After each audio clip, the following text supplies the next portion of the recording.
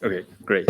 Okay, hi everyone. I'm Kohan. I'm from UCSD, and in this talk, I'm going to introduce the computational framework for assessing the neoantigen immunogenicity, and use that to advance the cancer immunotherapy.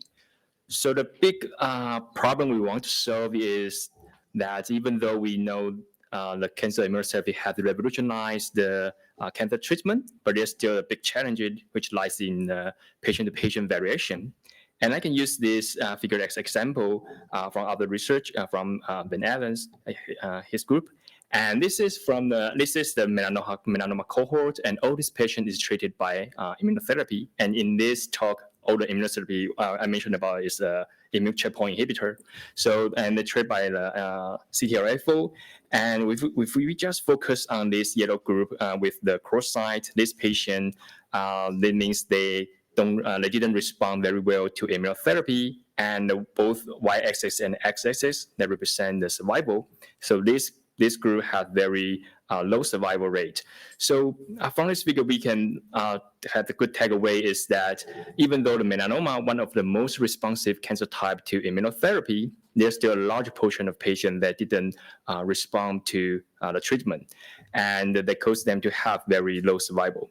So the next question would be like, is it possible to identify the patient who responds well to the immunotherapy and to identify the others that cannot, that didn't respond pretty well? So we currently have some metrics to measure the immunotherapy response, and one of them is the tumor mutation burden, which is also being approved by FDA. And they use that higher mutation burden, it implies they have higher response rate, especially for some cancer type like melanoma or non-small cell lung cancer. And tumor mutation burden is basically just to count the number of non-synonymous mutation within the tumor. And it's very simple, and it actually shows some correlation to the immunotherapy response, but there's still some limitation. I would think that it actually oversimplified the assessment of neoantigen. For example, I didn't assess the neoantigen immunogenicity because all these neoantigens should be like different amino acid change, they have different peptide composition, and then they even might be present by different MUC allele. So we suppose that all these neoantigens should have different immunogenicity. So this is the first limitation. And the second is the distribution of this neoantigen. So we know that cancer is a very heterogeneous tissue. So there's a lot of subclone within the tumor, and all the subclones should have different composition of mutation. So that means that some of mutation might present in this subclone, but it's not in the other. So that means the distribution of this mutation or neoantigen is very different. And we call it a tumor clonality. And this is also not be captured by the tumor mutation burden. So these two big limitations is what we want to solve in this research. So we try to propose a computational framework. We call it NeoPrecis. We try to summarize the neoantigen and use the two modules and to solve the immunogenicity and also the tumor clonality. So first, we start from the somatic mutation, especially non-synonymous mutation. And we try to calculate the mutation-centric immunogenicity score, which means that we calculate a score for each mutation to represent the immunogenicity. Module, we call it NeoPrecis Immuno, which is the MUC enriched immunogenicity predictor. And I will mention, I will describe what is MUC enriched here later. So basically, this module is trying to predict the T cell recognition. And then once we have this score for each mutation, but our goal is try to understand to predict the immunotherapy response. So we need to aggregate across this mutation score and to have a tumor-centric immunogenicity score. So here comes our second module. We call it NeoPrecis landscape. It's a clonality-aware neoantigen landscape. It basically considers the subclonality architecture of the tumor and use this architecture to aggregate the mutation score, and we finally output the tumor score, and use this score to represent the immunogenicity response. So our first module is the NeoPrecis Immuno, and we use that to predict the immunogenicity. So it's like really complex, but basically it's designed from some very critical component in the T-cell recognition, including MHC and the TCR recognition. But we just highlight some components here. The first is the wild-type peptide. And this prediction is a little different from the previous talk, which is try to predict the TCR and the peptide. But in this study, we just have the assumption that we don't have any TCR sequence. We just have the somatic mutation and MHC allele, but we still try to predict the immunogenicity of this neoantigen. So here we need some way to model the immunogenicity with our TCR sequence. So here the first component is wild-type peptide, because we think that the T cell or TCR, the most important role is to differentiate the difference between the wild type and the mutated peptide. So even the lots of model that give the mutated peptide sequence, but we still think the wild type sequence give you the information about the difference. And the second is the MHC enrichment here. And this ideas come from that we think MHC is not only present the neoantigen on the cell surface, but it somehow also modify the recognition between the TCR and the peptide MHC complex. So in here, we try to model the second part in this model. And the third is the optimized embedding. Basically, it's the amino acid embedding, but we fine-tune this embedding on the TCR binding data set to have a better embedding represent the immune binding aspect. So these three different aspects, I think, is the most critical component in this model. And in the next slide, I will highlight the second and the third one and give you some, try to let you understand how this model works and give you some visualization. So what is the optimized embedding? So we use the prior, we use the Brosnan 62 as our prior. It's a conservation-based amino acid embedding, and we just project on the, use PCA to project on the first and the second component. And this is our prior, and we fine-tune this prior on the TCR binding data set. So here comes our second embedding, is the immune binding base embedding. So this embedding is fine-tuned on TCR binding, so we think it somehow learns something from the TCR recognition. And these two embedding looks very similar, but there's something different I want to highlight here. First, like the histidine here. In the Brosnan 62, histidine is much close to the other basic amino acid like the lysine and arginine. But in the immune binding based embedding, it's actually close to the phenylalanine and the tyrosine. So we think the possible reason might be that because all the three amino acids have the ring on the amino acid structure. And this is the first highlight. The second is the tryptophan here. And in the Brosnan 62 is close to the other aromatic amino acid. But in the immune binding based embedding is actually far away from the phenylalanine and tyrosine. And some possible reason here is that because tryptophan has like a double ring structure, which is very different from the phenylalanine or tyrosine. So this is our optimized amino acid embedding. And next, I will try to introduce what is MHC enrichment. Basically, we consider the MHC binding motif as the representation of MHC allele. And this allele, I give as an input to this model, and somehow it still try to modify this embedding space. So here, this is the third embedding. This embedding space is based on the MHC binding motif.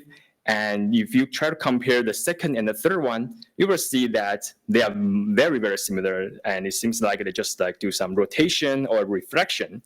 So it means that this MHC binding motif, it didn't change the relative direction of this amino acid, but it changed the relative distance. So what it means is that if you see this y-axis and the x-axis, actually the scale is very different from the second embedding.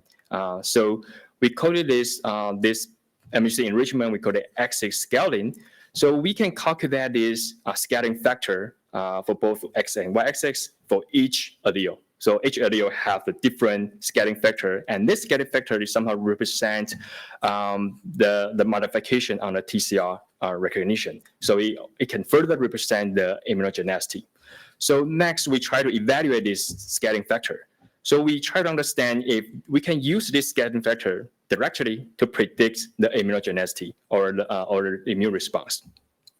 So here we use a manner we call it mutation independent, because like I say, we suppose that MGC is not just present antigen, but it also modify the recognition between TCR and the peptide MGC. So here we try to modeling, we try to evaluate the second part. So we do the mutation independent evaluation. In this evaluation, we didn't use any information for mutation. We just used the MGC allele of this patient, and then because we have the scaling factor from our model for each allele, so we just aggregate this. If, for example, if like MGC1 has 6 different allele, we just aggregate this scaling factor across these 6 allele to get the score, and use this score, we call it benefit score, and to represent the immunotherapy response. So as you can see, this benefit score, the one represent MGC1, MGC2, and duo is to combine the MGC1 and MGC2, and we tested on the 2 cancer type, melanoma and the non-small cell lung cancer. As you can see, the benefit score consider both MGC1 and MGC2 shows significance that can use, which means that we can use that. It's highly correlated with the immunotherapy response. And further, if we combine the tumor mutation burden, it somehow increase the predictive power. So from this, we try to understand how this model works. So we give you some visualization or interpretation of this model. Then we can do the benchmark. So we benchmark our model against some state-of-the-art predictors, and including the Deep Neo, Prime, or IceFire. And PHBR here is like a aggregation of MHC binding score. So it's a little different. This is MHC binding, and this 3 model is for the immunogenicity prediction. But we benchmark on against all of this model, and we tested on the independent testing set, and this data is the immunogenicity data. So which means that each peptide have its binary label is immunogenic or not. And then we use the metrics AURC and AUPRC to test to see the performance.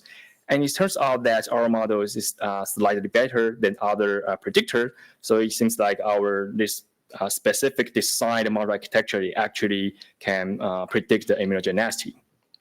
So that's our first module. And the second module is we try to model the tumor clonality. So we start from the mutation label score for each mutation, and from our first module. And then in the second module, we need to think a way to aggregate these mutation score. So the most naive way is just to do a summation. We just sum all these score within the tumor. And the second, maybe we can add the cancer cell fraction. It's like a frequency. So we do the weighted average across this mutation. The weight is use the CCF represent the weight of this weighted average. And the third one, maybe we can do some, we can consider the actual architecture of the subclone. So we use the piclone to calculate the subclone for each tumor, and then we consider the clustering. We do the clustering for this mutation, and we aggregate based on this clustering. So we have like the 3 different level of the approach to aggregate across this mutation, from the most naive one, the summation, and use just the frequency, and finally we consider the architecture. And then we test it on the same cancer type, the melanoma and the non-small cell lung cancer. And apparently in melanoma, that the model used the most information of the clonality. It had the best performance here. And it's better than, like we say, we try to TMB is like our best line. And so it turns out this model work in melanoma. However, in the non-small cell lung cancer, the one that just sum across all these mutation have the best performance. However, if we include more information about the clonality, it didn't work. It actually it had the worst performance. So the next is what we want to think about, like what's the difference? Like what's the difference between melanoma and the non-small cell lung cancer? And so we tested out the different characteristic of this tumor, and we find out that it's somehow related to the heterogeneity of the tumor. So we select the 2 group, the 2 extreme group. The one is a homogeneous group, and the other is heterogeneous group, and for both melanoma and non-small cell lung cancer. As you can see that the performance in the melanoma of these 2 groups, there's no much difference between them. However, in the non-small cell lung cancer, the homogeneous tumor, our model, the model consider the chronology, it didn't do very well. It's like worse than the baseline. So so next is like why there's a difference between the homogeneous and the heterogeneous tumor. So we think maybe it might be because of the etiology or the progression of this tumor. So we try to find an association between the heterogeneity and the etiology of the tumor. So we use the smoking status. So in conclude that it seems out like the never smoker has a higher proportion of heterogeneous tumor, but the smoker has a higher proportion of homogeneous tumor. So we think that, we know that the tumor progression is different and the etiology is different and the cause that have different heterogeneity. But what happened during this process? So it might be because of we suppose it's because of the immunoediting. So we suppose that it might have underwent higher immunoediting in those smoking tumor or homogeneous tumor.